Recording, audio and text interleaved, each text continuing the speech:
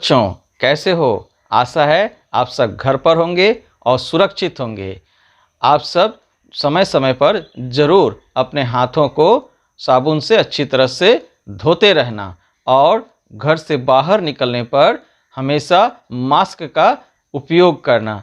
साथ ही जब भी आप किसी वस्तु को हाथ से छुए तो अपने हाथों को सैनिटाइजर से सैनिटाइज करना।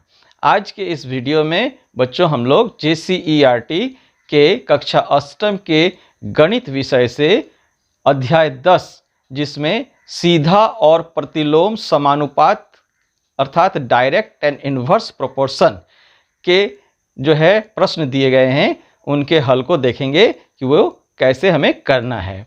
तो यहाँ बच्चों हम लोग देख रहे हैं पुस्तक में आपके दिया गया है, यह जो बीच में दिया गया है इसे हम अनुपात का चिन्ह कहते हैं, है ना।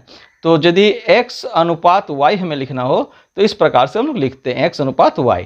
तो हमें याद रखना है कि x अनुपात y ये जो है x बटा y हमेशा इसका मान स्थिर होता है। ये क्या है, स्थिर अंक है अर्थात ये बदलेगा नहीं। उसी प्रकार से जब ये प्रतिलोम अनुपात हम लोग निकालेंगे उस स्थिति में x और y का गुणनफल ये भी स्थिर होगा। ठीक है, तो प्रतिलोम अनुपात और सीधा अनुपात ये दोनों हम लोग इसके प्रश्नों के जो है हल करेंगे। सबसे पहले 10.1 के जो प्रश्न है उसे हम लोग देखते हैं और उसका हल करते हैं। तो बच्चों यहाँ देख रहे हैं हम लोग प्रश्नावली 10.1 एक नंबर, जांच कीजिए कि निम्नलिखित सारणी अनुक्रमानुपाती है या नहीं। तो यहाँ पर एक नंबर में प्रश्न दिया गया है x बटा वाई और ये 2/6, 3/9, 5/15, 8/24 और 10/30। तो हम लोग थोड़ा सा पहले देखें क्या कि अनुक्रमानुपाती तभी होगा जब x बटा वाई का मान स्थिर होगा अर्थात ये बदलेगा नहीं। तो हम लोग देखते हैं इसका किस प्रकार से हल कर सकते हैं। तो बच्चों यहाँ हम लोग देख रहे हैं कि ये लिखा हुआ है। अब यहाँ पर हम लोग सबसे पहले x बटा वाई प्रथम मान के लिए 2/6 दिया गया है, इसका मान ज्ञात करते हैं। तो इसको हम लोग काट सकते हैं, ये 1 हो गया और ये 3 हो गया, 2 एकम 2, 2 तिया 6 यानी कि 1/3। तो x बटा वाई इसका मान जो है हम जानते हैं स्थिर रहेगा, तभी ये सारे के लिए तभी ये समानुपात में होगा, यानी कि 1/3 सभी का मान होना चाहिए। तो हम लोग एक एक करके सबका मान ज्ञात कर लेते हैं। जैसे दिया गया है 3/9, 3/9, तो 3/9 को भी हम लोग काट सकते हैं 1/3, तो ये 1/3 हो गया। फिर जो है 5/15 दिया गया है, तो इस सब x बटा वाई है, x बटा वाई, तो इसको भी हम 5 से काट सकते हैं, 5 के 5, 5 दिया 15 यानी कि 1/3 ये भी हो गया। फिर x बटा वाई इजिकल टू 8/24, इसको भी हम 8 से काट सकते हैं, 8 के 8, 8 दिया 24 यानी कि ये भी 1/3 हो गया। फिर x बटा वाई 10/30 है, तो इसको भी 10 के 10 और 10 दिया 30 यानी कि ये भी 1/3 हो गया। तो हम क्या देख रहे हैं कि सभी का मान x बटा वाई जो है हमेशा 1/3 ही आ रहा है, यानी कि ये स्थिर अंक आ रहा है, इसलिए यह जो है समानुपाती अनुक्रमानुपाती है ना। तो इसका उत्तर क्या लिखेंगे, हाँ। ठीक है, तो उत्तर हो गया हाँ, यानी कि ये अनुक्रमानुपाती है। तो इस प्रकार से इसका हल हो गया। अब हम लोग इसके एक नंबर के 2 का प्रश्न को देखेंगे और उसका हल करेंगे। तो बच्चों यहाँ देख रहे हो 2 नंबर में दिया गया है x बटा वाई 4/8 है, फिर 7/14 है, फिर 18/16 है, फिर 10/20 है, फिर 11/22 है। तो इस प्रकार से यहाँ पर हमें ज्ञात करना है कि सभी के लिए x बटा वाई का मान वो बराबर है कि नहीं। तो हम लोग इसको ज्ञात करते हैं। तो बच्चों यहाँ पर हम लोग देख रहे हैं कि पहले के लिए निकालते हैं x बटा वाई 4/8, तो 4 एकम 4, 4 दूनी 8 यानी कि 1/2 सभी का होना चाहिए, तभी ये अनुक्रमानुपाती होगा, अन्यथा नहीं होगा। फिर दूसरे के लिए x बटा वाई इजिकल टू 7/14 है, ये 7 एकम 7, 7 दूनी 14, 1/2 हो गया। फिर तीसरे के लिए x बटा वाई इज इक्वल टू 18/16। तो ये तो 6 से नहीं कटेगा, ये जो है 2 से काटते हैं, 9 दूनी 18 हैं, और ये हो गया 8 दूनी 16, और तो ये कटेगा नहीं, यानी कि 9/8 हो गया। तो देखो यहाँ 1/2 है, इसमें भी 1/2 है, परंतु ये भिन्न हो गया, ये अलग हो गया, यानी कि अब हमें आगे करने की आवश्यकता भी नहीं है, इसका और इसको भी जो है हमें ज्ञात करने की आवश्यकता नहीं है, हम लोग सीधे लिख सकते हैं। फिर भी हम लोग ज्ञात कर लेते हैं। x बटा वाई 10/20 के लिए 10 से कम 10, 10 दूनी 20, यानी कि ये 1/2 के बराबर है। फिर x बटा वाई 11/22, तो इसको भी हम कर सकते हैं, 11 के 11, 11 दूनी 22, 1/2। तो सारे 1/2 है, परंतु एक संख्या जो है 18/16, ये जो है ये अनुपात में जो है नहीं है, इसलिए यह जो है पूरा जो डाटा है ये अनुक्रमानुपाती नहीं है। तो हम लोग क्या लिखेंगे? नहीं। ठीक है, ये हो गया। अब हम लोग इसके 3 नंबर के प्रश्न को देखेंगे और उसका हल करेंगे। तो बच्चों 3 नंबर का प्रश्न दिया गया है x और बटा y, x और y है। x का मान इधर दिया गया है 1, 3, 5, 6, और y का मान दिया गया है 5, 15, 20 और 36। तो इस प्रकार से दिया गया है। अब हम लोग इसका देखेंगे कि ये अनुक्रमानुपाती है या नहीं, ये सारणी। ठीक है, तो इस सारणी को अच्छी तरह से देख लो। अब इसका हम लोग हल करेंगे।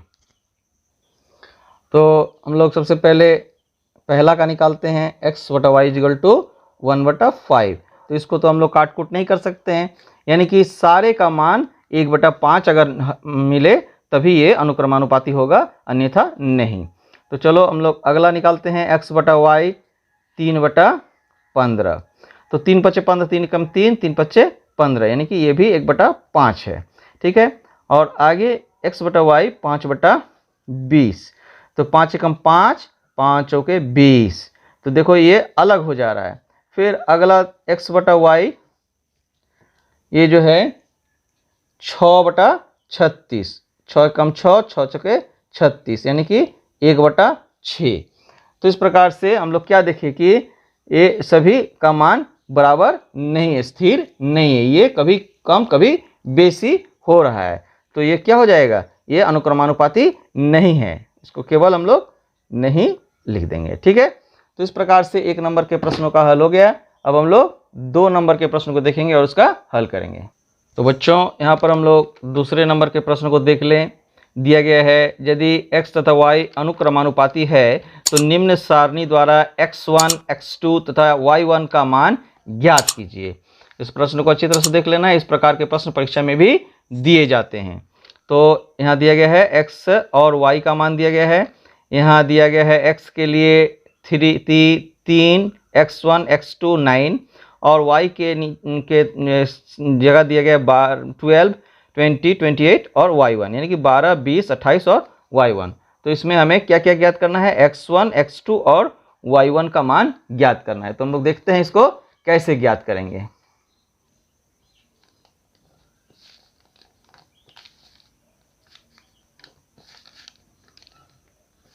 तो बच्चों इस प्रकार से हमने सारणी बना लिया है। अब हमें यहाँ देखना है x बटा वाई, पहला जो दिया गया है 3/12, इसको सबसे पहले ज्ञात कर लें। ये स्थिर होना चाहिए, तो इसको काट देते हैं। 3 एकम 3, 3 4 12, यानी कि 1/4। x बटा वाई का मान हमेशा 1/4 होना चाहिए। तो अब दूसरे के लिए हम लोग जो है अब इसको नहीं करेंगे, अब सीधे 2 नंबर का दिया गया है इसको लेंगे। तो 3/12 बराबर x1/20। तो यहाँ पर हमें क्या ज्ञात करना है? x1 ज्ञात करना है। तो हम लोग क्रॉस मल्टीप्लिकेशन है ना, इस प्रकार से जो है कोना कोनी जो गुणन होता है उसके अनुसार हम लोग गुणन करेंगे। तो हमें प्राप्त हो जाएगा x1 × 12 = 3 × 20, 3 × 20। तो x1 = कितना प्राप्त होगा? 3 × 20/12। इसको काट देंगे, 3 4 12, इसको भी काट देंगे 5। तो x1 कितना प्राप्त हो गया? x1 हो गया 5, है ना। आगे हम लोग देखेंगे कि ये तो प्राप्त हो गया, ये x1 कितना हो गया? 5, तो 5/20 हो गया। तो अगले के लिए 5/20 बराबर x2/28। ठीक है, तो अब हमें x2 को ज्ञात करना है, तो x2 इंटू 20 इजिकल टू 5 गुना 28। ठीक है, तो अब x2 इजिकल टू कितना हो जाएगा, 5 गुना 28/20। 5 एकम 5, 5 चौके 20 और 4 सत्ते 28। तो x2 का मान कितना प्राप्त हो गया, x2 का मान प्राप्त हो गया 7, यानी कि x2 हमें प्राप्त हो गया 7। और इसके फिर आगे हो गया 7/28 बराबर 9/y1। ठीक है, अब हमें क्या ज्ञात करना है, y1 का वैल्यू ज्ञात करना है। तो फिर इसको क्रॉस मल्टीप्लिकेशन करते हैं, तो y1 into 7 is equal to 9 into 28 और y1 इजिकल टू हो जाएगा 9 गुने 28/7, 4 सत्ते 28। तो y1 कितना प्राप्त हो गया, 9 गुना 4 बराबर 36। तो इस प्रकार से हमने इसका भी हल कर लिया है। x1 का हमें जो है वैल्यू प्राप्त हुआ 5, x2 का वैल्यू प्राप्त हुआ 7, ये 7 और y1 का वैल्यू प्राप्त हुआ 36। आगे हम लोग प्रश्न संख्या 3 को देखेंगे और उसका हल करेंगे। तो बच्चों प्रश्न को देख लेते हैं। यदि ट्रक 34 लीटर डीजल में 272 किलोमीटर की दूरी तय करती है तो ट्रक 24 लीटर डीजल में कितनी दूरी तय करेगी। तो इस प्रकार से यहाँ पर हमें प्राप्त है 34 लीटर, यानी डीजल 34 लीटर है और यहाँ दूरी किलोमीटर में दिया गया, यानी कि दूरी और लीटर दिया गया है। यहाँ भी 24 लीटर दिया गया है और दूरी को ज्ञात करना है। तो सबसे पहले इसका जो है हम लोग सारणी बना लेते हैं। तो सबसे पहले बच्चों हम लोग इसका सारणी बना लेते हैं, आपको भी बनाना है। तो इस प्रकार से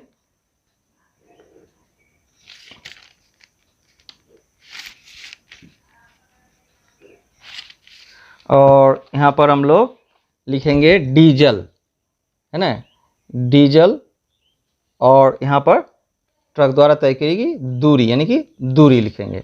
ठीक है, और क्या क्या हमें दिया गया है, ये दिया गया है डीजल 34 लीटर जब जाता है, 34 लीटर खर्च होता है तो 272 किलोमीटर जाता है। तब 24 लीटर डीजल अगर होगा तो ये कितना होगा, यानी कि इसको हम x मान लेंगे। ठीक है, जिसको भी हमें ज्ञात करना है उसे हम x मानेंगे। ठीक है, तो इसको याद रखना है। तो हमको क्या ज्ञात करना है, x। अब हम लोग जैसे कि जानते हैं कि यहाँ पर अनुक्रमानुपाती ज्ञात करने के लिए क्या हमारे पास उपाय है, सभी को जो है 34/272 बराबर 24/x, ये जो है बराबर होना चाहिए। ठीक है, तो इससे हमें x का वैल्यू प्राप्त होगा। तो इसको हम लोग क्रॉस मल्टीप्लिकेशन, कोना कोनी गुणन करते हैं। तो ये हो जाएगा 34 गुना x बराबर 24 गुना 272।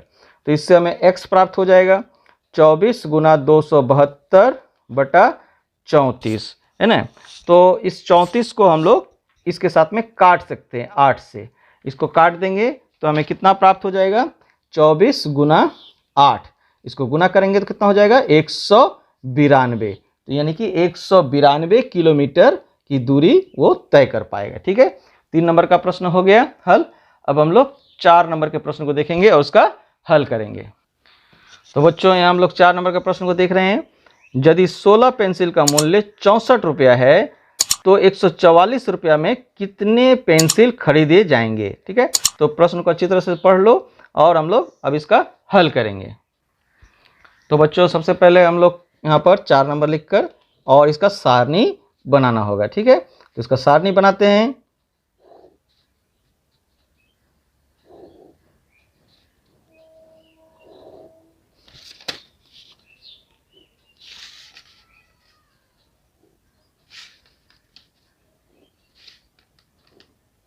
इस प्रकार से यहाँ पर हम लोग लिखेंगे पेंसिल।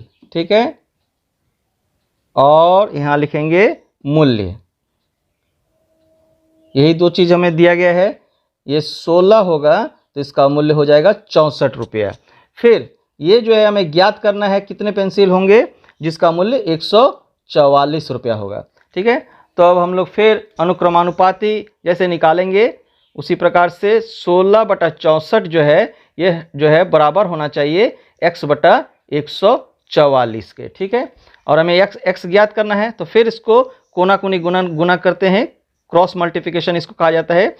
तो 16 गुने 144 बराबर x गुने 64। इधर लिखो बराबर का और इधर लिखो, दोनों बराबर है, इसलिए हम x इजिकल टू ऐसे लिख सकते हैं 16 गुने 144/64। 16 को इससे काट देंगे तो ये कितना हो जाएगा 4, है ना, और इस 4 को हम फिर इससे काट देंगे तो ये हो जाएगा 36। तो कितना हो गया 36, है ना, यानी कि कितने पेंसिल खरीदे जा सकेंगे 36 पेंसिल, यहाँ लिख देंगे 36 पेंसिल। तो इस प्रकार से 4 नंबर के प्रश्न का भी हल हम लोग का हो चुका है। अब 5 नंबर का प्रश्न को देखेंगे और उसका हल करेंगे। तो बच्चों यहाँ हम लोग देख रहे हैं 5 नंबर का प्रश्न दिया गया है, यदि 8 किलोग्राम चीनी का मूल्य 240 रुपया है तो 330 रुपया में कितनी चीनी खरीदी जाएगी। तो सबसे पहले हम लोग इसका सारणी बना लेते हैं और फिर इसका हल करते हैं। तो यहाँ पर हम लोग चीनी का वजन यानी कि किलोग्राम में दिया गया है, तो किलोग्राम लिख लेते हैं और यहाँ पर मूल्य लिख लेते हैं, चीनी का मूल्य। तो सबसे पहले 8 किलोग्राम दिया गया है और उसका मूल्य दिया गया है 240 रुपया, इसको लिख दिए। और फिर इसको ज्ञात करना है कि 330 रुपया में कितना जो है चीनी प्राप्त होगा। तो हम लोग इसको भी इस प्रकार से लिखेंगे 8/240 अनुक्रमानुपात के नियम के अनुसार x/330। ठीक है, तो x से हम इसको क्रॉस मल्टीप्लिकेशन करेंगे, कोना कोनी गुना करेंगे, तो हमें क्या प्राप्त हो जाएगा x गुना 240 बराबर 8 गुना 330। तो x इजिकल टू कितना प्राप्त हो जाएगा 8 गुना 330/240। ये जीरो इसके काट दिए, 8 तिया 24 और इससे कट गया तो 11।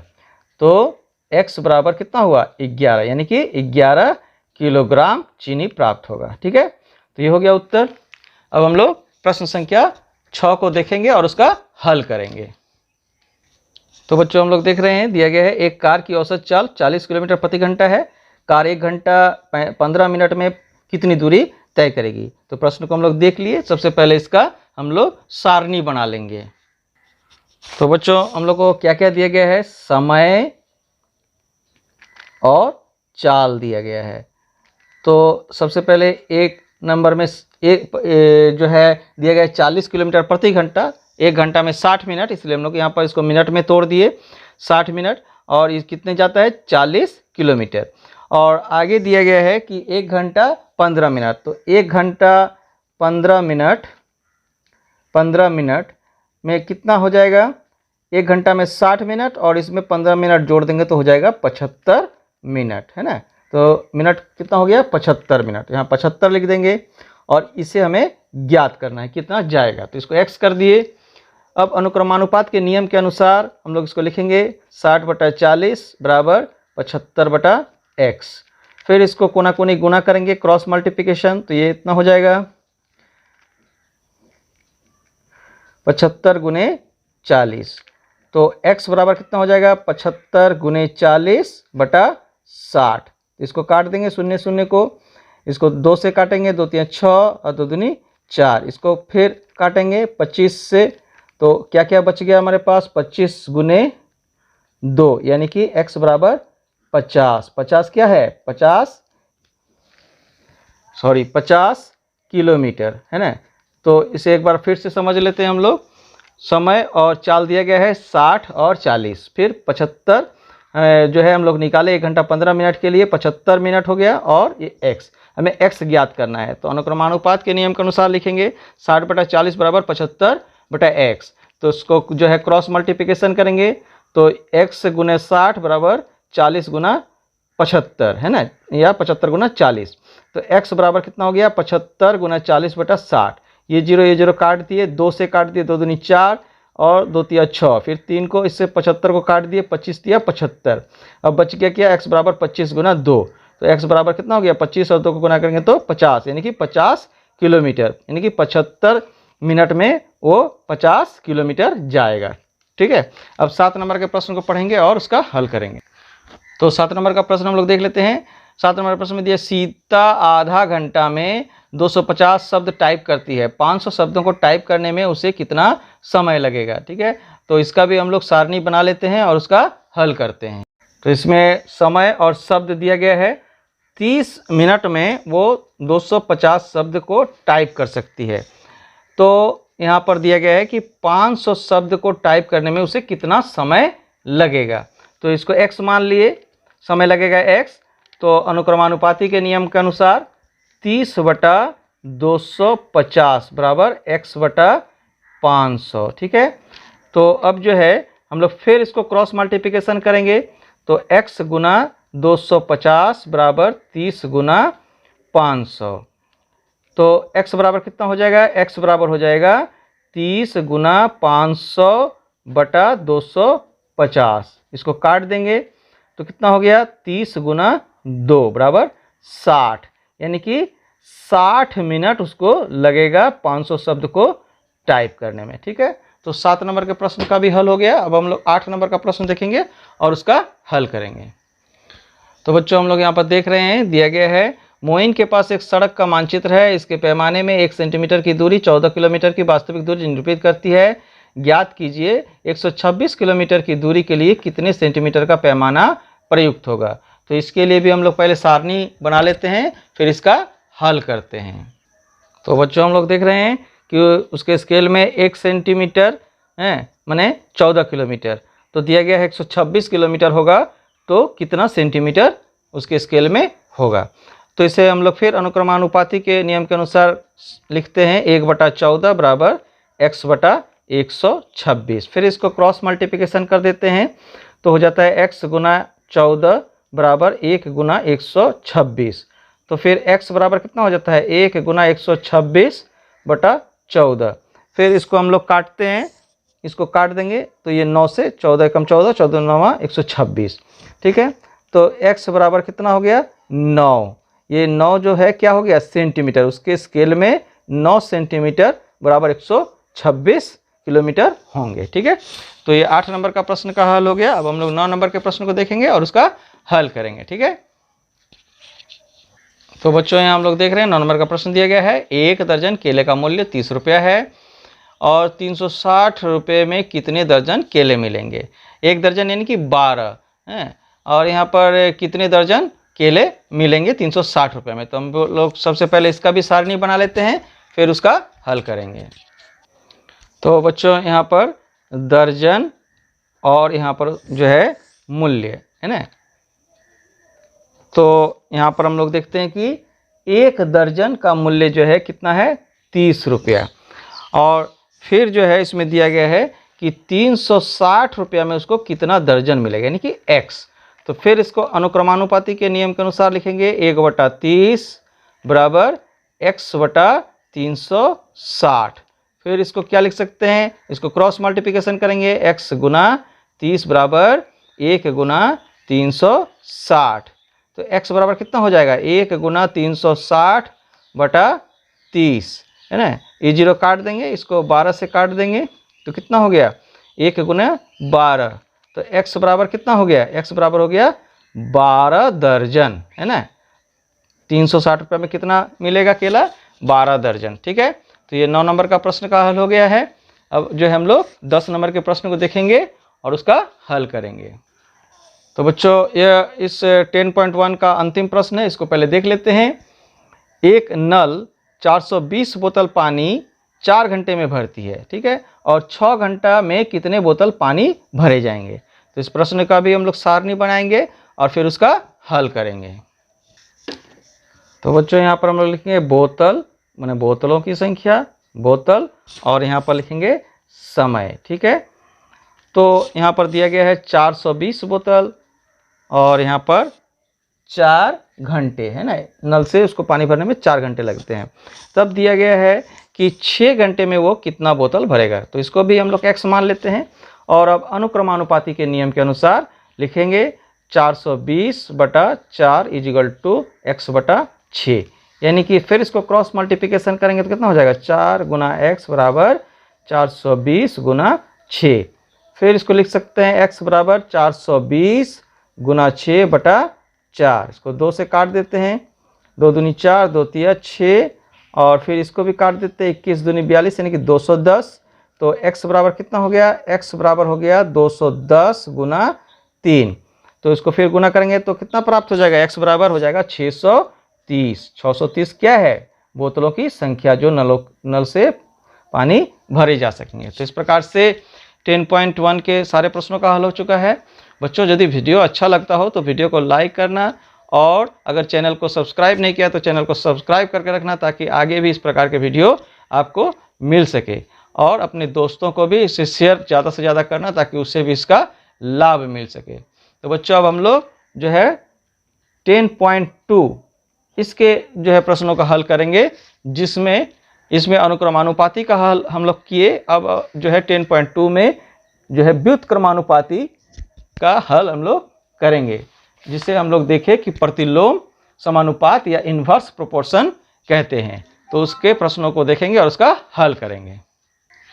तो बच्चों सबसे पहले 10.2 के प्रश्न को देख लेते हैं। यहाँ लिखा गया, निम्न सारणी में दबाव तथा आयतन के आंकड़े दिए गए हैं। दबाव और आयतन एक दूसरे के व्युत्क्रमानुपाती होते हैं। दिए गए सारणी में रिक्त स्थानों को भरिए। रिक्त स्थान जो दिया गया उसको भरना है।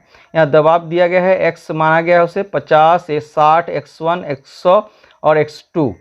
आयतन दिया गया है, y माना गया है 12, y1 8, y2 और 4। तो यहाँ पे y1, x1 और y2 और x2 का मान हमें ज्ञात करना है। तो ये सारणी बना हुआ है, हम लोग बार बार इसे सारणी को नहीं बनाएंगे। आगे हम लोग सीधे ज्ञात करेंगे y1, x1, y2 और x2 का मान। तो चले इसको ज्ञात करते हैं। तो सबसे पहले हम लोग को इसके व्युत्क्रमानुपाती का नियम हम लोग जानते हैं कि इसमें x और y ये दोनों का गुणनफल जो है वो समान होना चाहिए। k क्या है, स्थिरांक, माने स्थिर रहने वाला अंक, स्थिरांक है ना, स्थिर रहने वाला अंक है। तो x और y सबसे पहले जैसे दिया गया है 50 गुना 12, ये 50 और 12 दिया गया है। तो 50 और 12 को अगर हम लोग गुना करेंगे तो कितना हो जाएगा, 600। यही 600 जो है हमको हर बार प्राप्त होना चाहिए, तभी हमें जो है वो व्युत्क्रमानुपाती होगा, अन्यथा नहीं होगा। तो इसके बाद जो है 50 बटा गुने 12 बराबर 60। अगला वाला के लिए जो है 60 गुना y1, ये y1 हमें ज्ञात करना है। तो फिर इसको हम लोग क्या करेंगे, y1 इजिकल टू 50 गुना 12 बटा 60। ये 0 इसको काट दिए, 6 दूनी 12। तो 5 और 2 बचा, तो 5 और 2 को गुना करेंगे तो कितना हो जाएगा, 10। तो y1 का वैल्यू कितना आ गया, 10। आगे इसी प्रकार से हम लोग आगे भी करेंगे, 50 गुने 12 बराबर, फिर हम लोग लिखेंगे x1 इंटू 8। तो यहाँ भी हम लोग x1 का वैल्यू ज्ञात करेंगे। x1 इक्वल टू कितना हो जाएगा, 50 गुने 12 बटा 8। इसको हम लोग 4 से काट देते हैं, 4 दूनी 8, 4 तिया 12, ठीक है। इसको 25 से काट देते हैं तो कितना हो गया, 25 गुना 3 बराबर 75। तो x1 का वैल्यू कितना हो गया, x1 का वैल्यू हो गया 75, ठीक है। अब जो है आगे फिर इसी प्रकार से करना होगा, 50 गुने 12 बराबर जो है 100 गुने y2। तो यहाँ y2 का वैल्यू कितना हो जाएगा, 50 गुने 12 बटा 100, 50 दूनी 100, 2 छके 12, ठीक है। तो कितना हो गया, y2 का वैल्यू हो गया 6। और क्या ज्ञात करना है, x2 का वैल्यू ज्ञात करना है। तो यहाँ हम लोग ज्ञात करते हैं 50 गुने 12 बराबर x2 इंटू 4। तो x2 का वैल्यू कितना हो जाएगा, 50 गुने 12 बटा 4, ठीक है।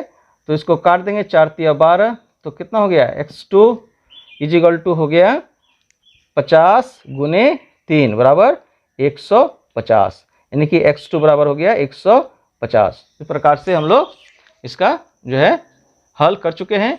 अब हम लोग प्रश्न संख्या 2 का हल करेंगे। पहले प्रश्न को देख लेते हैं, फिर उसका हल करें।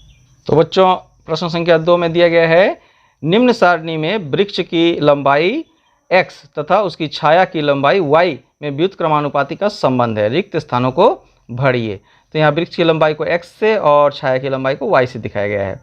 यहाँ दिया गया है वृक्ष की लंबाई जब 40 तो उसकी छाया की लंबाई y1, जब ये 20 होगा तो ये 15, x1 होगा तो 5, 10 होगा तो y2, x2 होगा तो 40। तो यहाँ हमें क्या क्या ज्ञात करना है, y1, x1, y2, x2।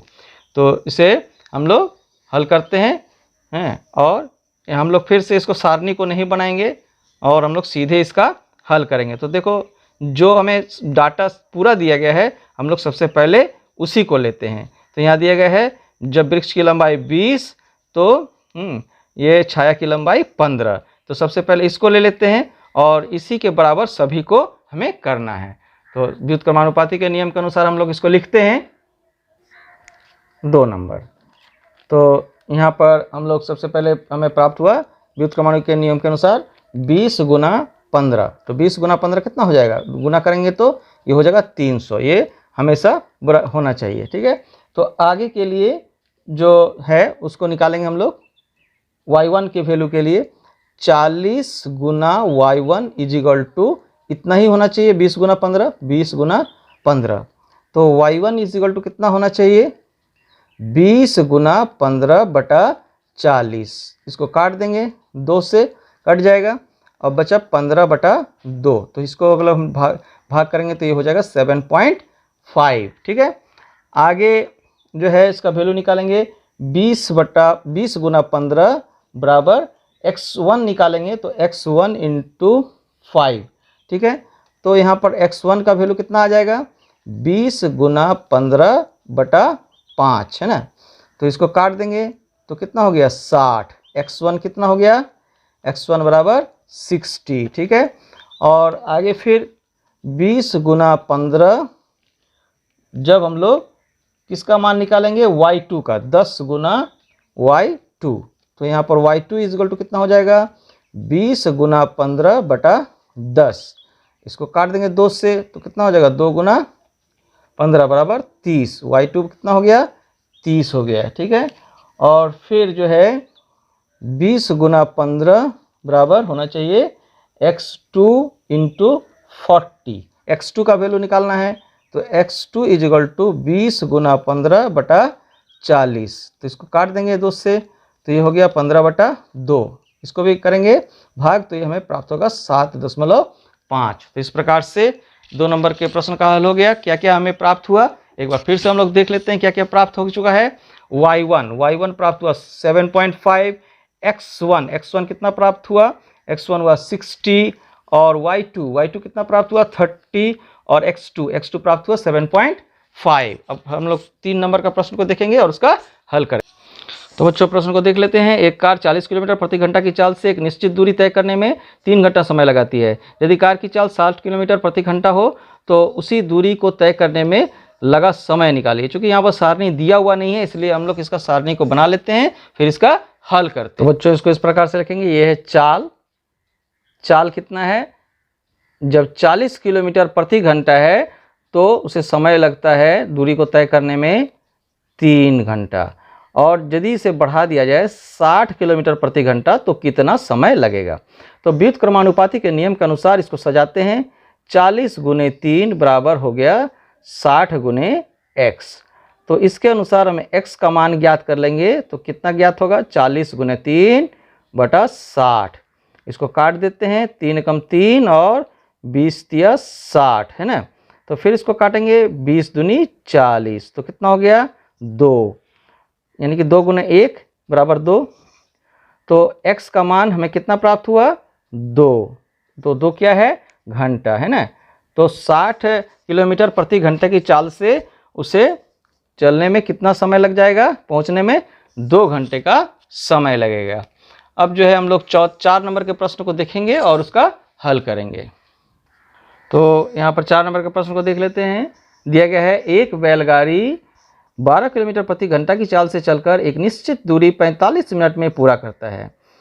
तो ये चाल दिया गया है 12 किलोमीटर प्रति घंटा 45 मिनट में पूरी करता है। 20 मिनट में उसी दूरी को पूरा करने के लिए किस चाल से चलना होगा, उसका चाल ज्ञात करना है, ठीक है। तो इसको हम लोग सब पहले सारणी बना लेते हैं फिर उसका हल करते हैं।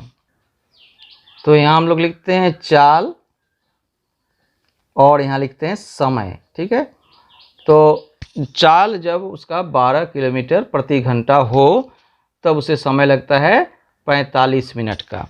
इसलिए यदि तो 20 मिनट में वो उसका चाल कितना होना चाहिए ये ज्ञात करना है ना, किस चाल से वो चलेगा। तो इसको हम लोग व्युत्क्रमानुपाती के नियम के अनुसार लिखते हैं। 12 गुने 45 बराबर x गुने 20। ठीक है, तो x बराबर कितना हो जाएगा 12 गुने 45 बटा 20। ठीक है, और अब हम लोग इसको काट कूट करेंगे। तो इसको 5 से काटते हैं तो 5 के 20, 5 से इसको काटते हैं तो 5 9 45, फिर इसको 4 को 12 काट देते हैं तो ये हो जाएगा 4 तिया 12, ये 1। तो ऊपर क्या क्या रह गया 3 गुना 9। तो x बराबर हमें क्या प्राप्त हुआ, 3 और 9 को गुना कर देंगे तो हमें प्राप्त हो जाएगा 27। ठीक है, तो ये 27 क्या है, ये किलोमीटर प्रति घंटा, ये चाल है। ठीक है, तो ये हमारा 4 नंबर के प्रश्न का हल हो गया है। अब हम लोग 5 नंबर के प्रश्न को देखेंगे और उसका हल करेंगे। तो पहले प्रश्न देखते हैं। तो बच्चों पहले प्रश्न को देख लेते हैं। 20 पंप एक हौज को 12 घंटे में खाली करते हैं। ठीक है, यदि हौज को 4 घंटे में खाली कराना है तो कितने पंपों की आवश्यकता होगी। इसे पहले हमें देख लेते हैं। 20 पंप एक हौज को 12 घंटे में खाली करता है। ये बहुत इंपॉर्टेंट प्रश्न है बच्चों, ये परीक्षा में हमेशा आया करता है। यदि हौज को 4 घंटे में खाली करना हो तो कितने पंपों की आवश्यकता होगी। सबसे पहले इसका सारणी बना लेते हैं और फिर इसका हल करते हैं। तो बच्चों यहाँ पर लिखते हैं पंपों की संख्या, पंपों की संख्या। ठीक है, और यहाँ समय, समय कितना लगेगा। ठीक है, तो यहाँ 20 पंप जब है तो उसे लगता है 12 घंटे का समय। तो इसे 4 घंटे में पूरा करने में, यहाँ पर घंटा लिख सकते हैं, तो उसे कितने पंपों की आवश्यकता होगी। ठीक है, तो फिर इसको हम लोग व्युत्क्रमानुपाती के नियम के अनुसार पहले लिख लेते हैं। तो ये हो जाएगा 20 गुना 12 बराबर x गुना 4। तो x बराबर कितना हो जाएगा 20 गुना 12 बटा 4। तो इसको काट देंगे तो अब क्या बचा 5 गुने 12 बराबर 60, यानी कि x बराबर 60। तो इस प्रकार से 5 नंबर के प्रश्न का भी हल हो गया। 60 पंपों की आवश्यकता होगी, हम लोग लिख सकते हैं पंपों की आवश्यकता, पंपों की आवश्यकता होगी। ठीक है, इस प्रकार से इसका हल हो गया है। अब 6 नंबर के प्रश्न को देखेंगे और उसका हल करेंगे। तो बच्चों 6 नंबर के प्रश्न को देखें। 150 व्यक्ति एक भवन का निर्माण 45 दिन में करते हैं। उसी भवन को 18 दिन में बनाने के लिए कितने व्यक्ति की आवश्यकता होगी। तो इस प्रकार से प्रश्न को देख लिए और अब इसका हम लोग सारणी बनाते हैं और फिर इसका हल करते हैं। तो यहाँ पर लिखते हैं व्यक्ति की संख्या,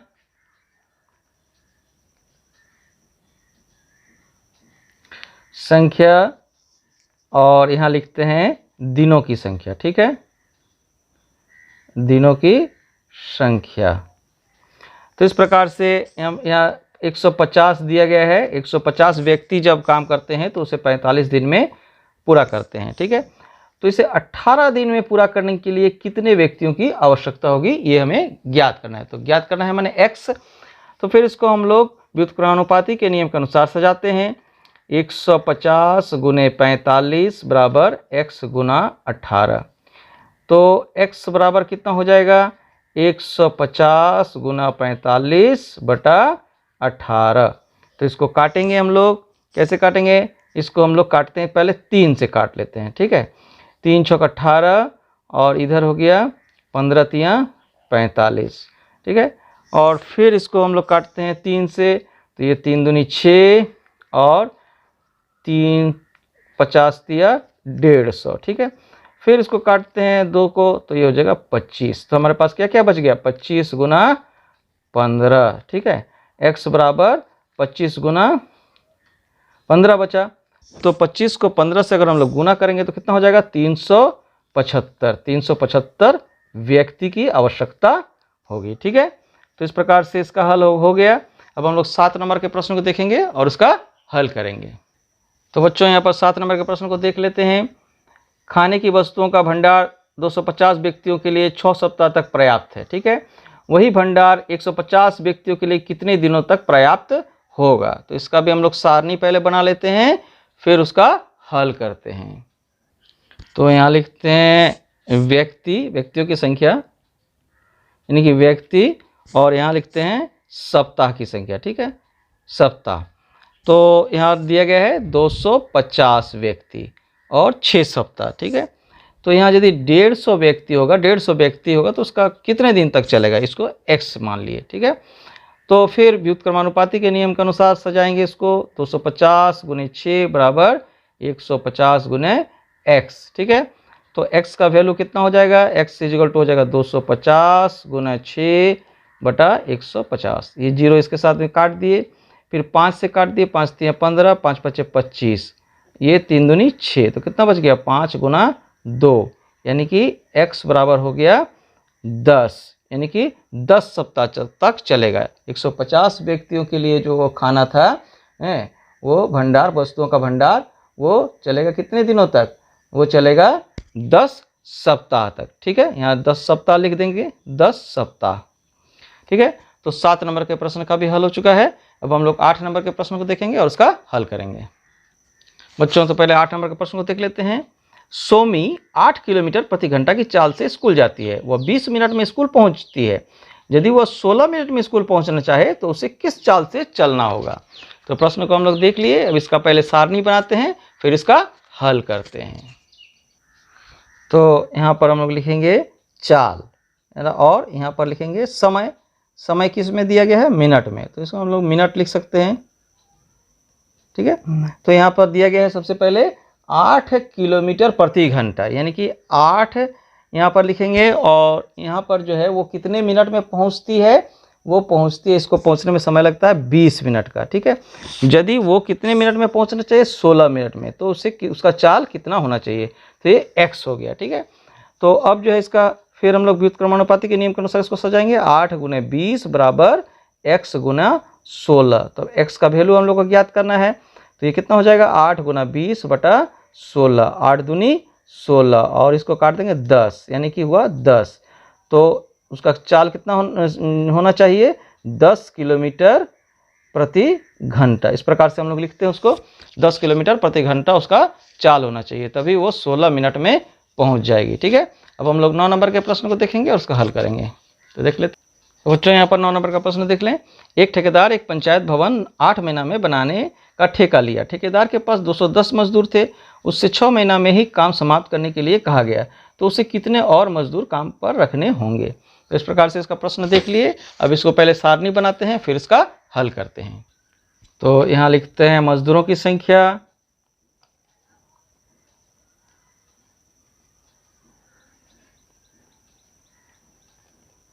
और यहाँ लिखते हैं महीना। ठीक है, कितना महीना, महीना। ठीक है, महीनों की संख्या।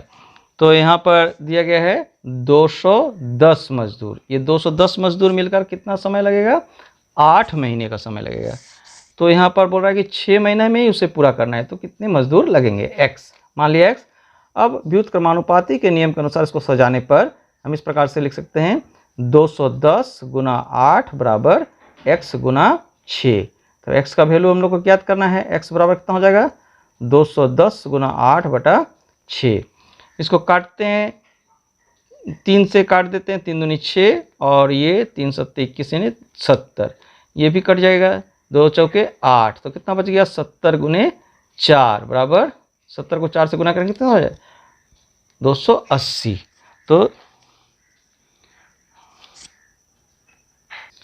तो हमें क्या प्राप्त हुआ, कितने मजदूरों की आवश्यकता होगी, 280 मजदूरों की। ठीक है, तो इस प्रकार से हमारा 10 नंबर का भी प्रश्न का हल हो चुका है।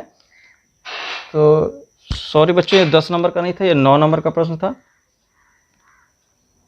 अब जो हम लोग 10 नंबर के प्रश्न को देखेंगे और उसका हल करेंगे। ठीक है, तो बच्चों यहाँ पर 10 नंबर का और ये अंतिम प्रश्न है, इसको देख लेते हैं और उसका हल करते हैं। दिया गया है 45 व्यक्ति किसी काम को 13 दिन में करते हैं, उसी काम को 39 व्यक्ति कितने दिनों में पूरा करेंगे, ठीक है, या समाप्त करेंगे। तो बच्चों यहाँ पर लिखेंगे 10 नंबर में, व्यक्तियों की संख्या